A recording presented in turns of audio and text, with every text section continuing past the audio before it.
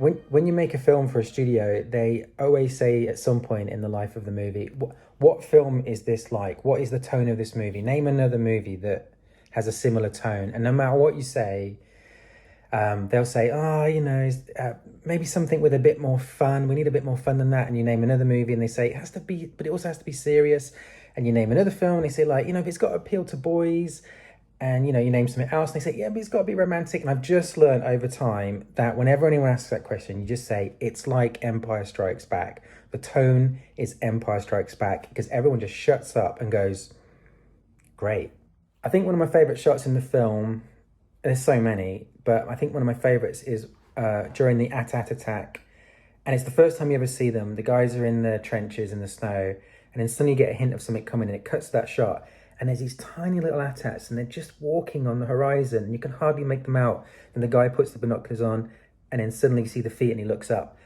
That shot where it's wide and you see them in the distance, like I always loved that shot. I always loved the amount of detail in the animation, the way they walked and everything.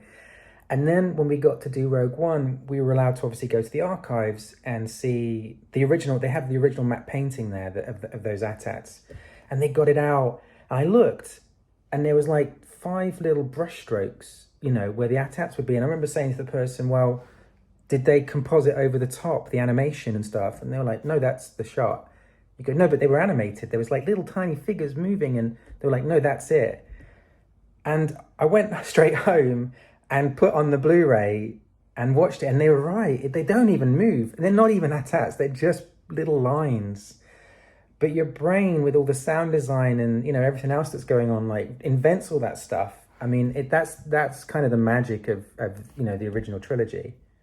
Even the music is incredible. Like John Williams probably wrote one of the greatest soundtracks ever for A New Hope, the original Star Wars film, and he could have just been lazy with Empire Strikes Back, and he could have just done a greatest hits of everything we heard from the original, and everyone would have been very happy. And I remember always being thrown as a kid. I can't remember when, but my mind was blown when someone pointed out that da da da da da da da da da da da da da da is not in Star Wars. It's not in A New Hope. It's not in the original film. That was completely invented for Empire Strikes Back. But it seems so perfect. It's like your brain has reverse engineered that it was in. No, that was in Star Wars. I've heard that before. It's just incredible. I'm sorry, Chinatown. I'm sorry, The Sixth Sense. And this is a spoiler alert in case for some reason you haven't seen this film.